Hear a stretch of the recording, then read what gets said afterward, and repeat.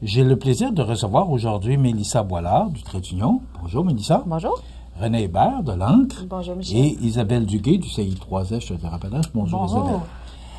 Vous êtes ici aujourd'hui pour nous parler d'une 3e édition d'une journée un peu spéciale qui va avoir lieu demain. Je pose la question aux trois. Qui va me répondre en premier? C'est quoi exactement qui va se passer demain à l'Espace citoyen? Bien, demain, à l'Espace citoyen, c'est la 3e édition de notre journée spéciale qu'on organise à chaque année depuis 3 ans pour la prévention du suicide et la promotion de la santé mentale.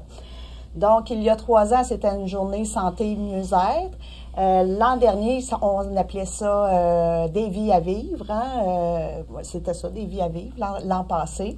Ravive ta flamme. Et puis, cette année, c'est semer l'espoir. Dans le fond, la thématique de cette année, c'est briser les tabous et puis cultiver la solidarité. Donc, solidarité, c'est pour ça qu'on est là toutes les trois aujourd'hui.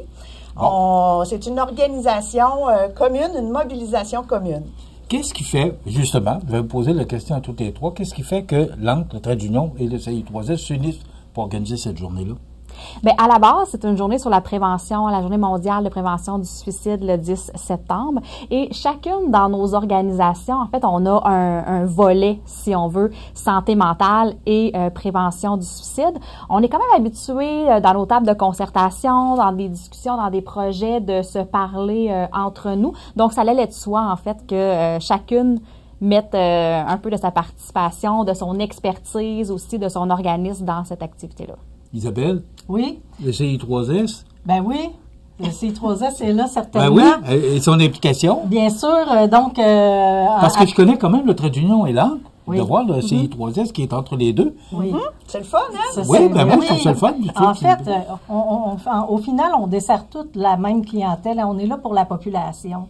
Donc, nous, à la santé publique, on a des titres d'emploi. Donc, moi, mon titre d'emploi, c'est agente de promotion en santé mentale et prévention du suicide. Donc, c'est vraiment la thématique qui meuble mon quotidien dans mon travail.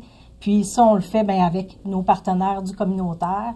Puis on dessert, c'est ça, l'ensemble de la population. Donc, on a tous avantage à travailler ensemble, finalement, dans un même objectif, puis à réunir nos efforts. Et d'ailleurs, ça sera un des thèmes dans la présentation que je vais faire là, dans l'après-midi du 10. On va parler de mobilisation, puis on va parler d'entraide citoyenne, puis de résilience communautaire. OK.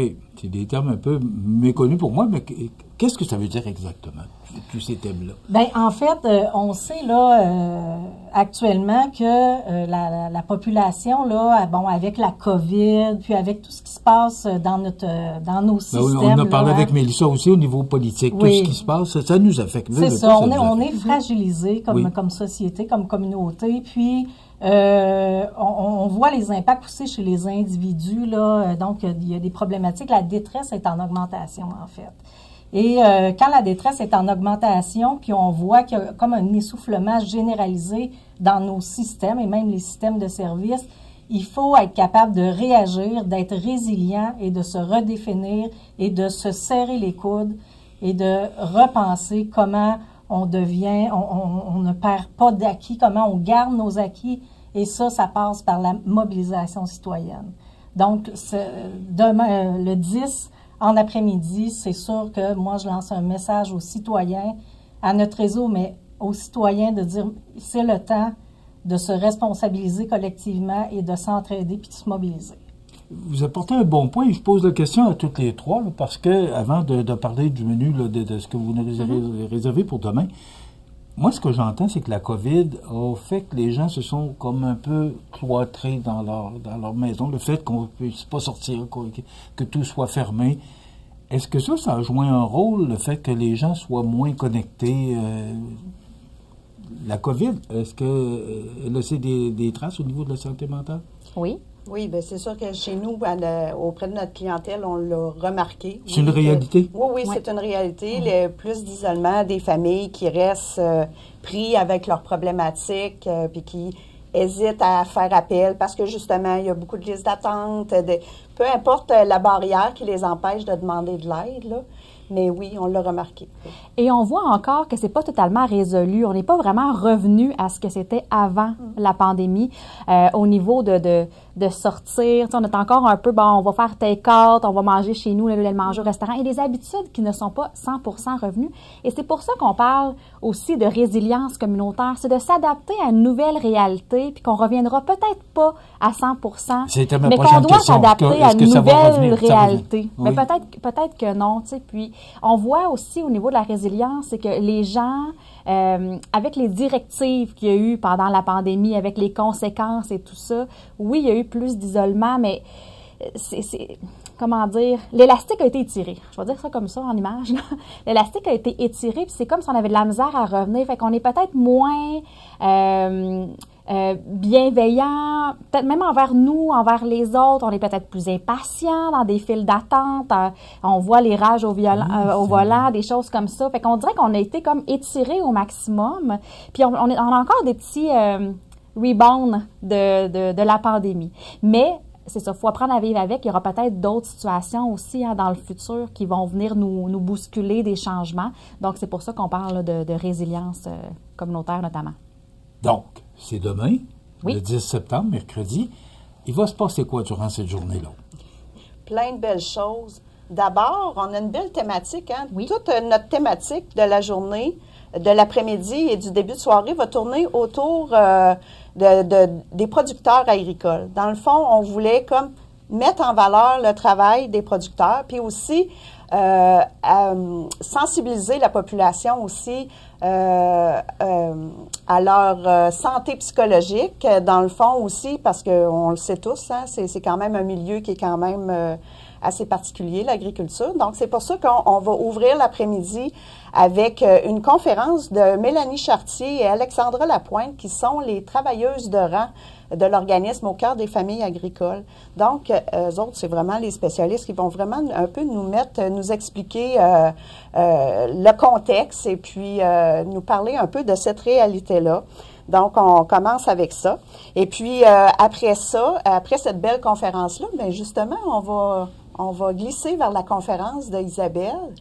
Je ne sais pas, tu peux nous en parler peut-être un petit peu plus. Ben, tu nous as glissé un mot tantôt, là, mais... Pour aller un peu plus loin, en fait, oui, c'est ça.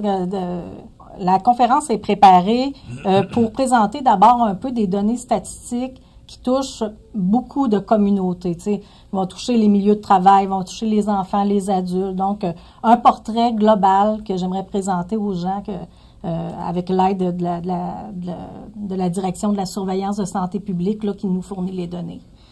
Et par la suite, on parle de résilience. C'est quoi la résilience? C'est quoi la santé communautaire?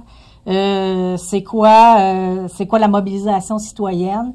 Et il y a une grande partie qui est donnée où on va donner la parole à l'assistance au public qui sera là parce que les gens vont avoir probablement le goût de réagir et avec raison et surtout un des leviers, une des façons d'aller mieux, c'est eux autres, c'est nos citoyens qui ont la clé en fait avec l'aide des services qui vont pouvoir les accompagner. Mais comme on dit, la balle est beaucoup dans le camp des citoyens parce qu'on a besoin d'eux autres, de leurs idées puis de leur énergie. Juste avant de poursuivre sur les activités de demain, vous parlez beaucoup de résilience. Quelle définition vous donnez à ce mot résilience dans l'objectif de votre journée de demain?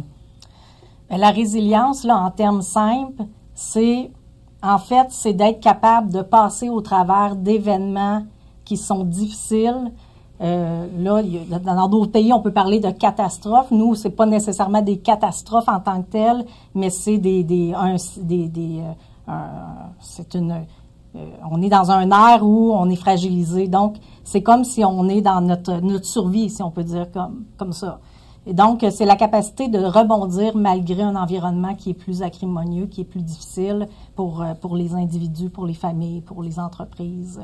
Fait que de rebondir, en fait, là, d'aller chercher nos sources, puis de créer même autre chose pour se garder en santé, puis aller de l'avant, puis continuer à maintenir les acquis qu'on a dans notre société québécoise. On poursuit sur les activités de demain? absolument. Après, vers 16 heures, on aura un atelier de cartes postales parce que suite à ces 2 conférences-là, on a préparé des cartes postales qui seront envoyées, en fait, avec la collaboration de l'Union des producteurs agricoles aux 790 fermes que nous avons dans la MRC de Montmagny et de Lillet. Les gens pourront écrire un mot bienveillant et ça sera posté là, par la suite. C'est vraiment le format d'une carte postale? Hein, oui, absolument. Ils vont être utilisés, là.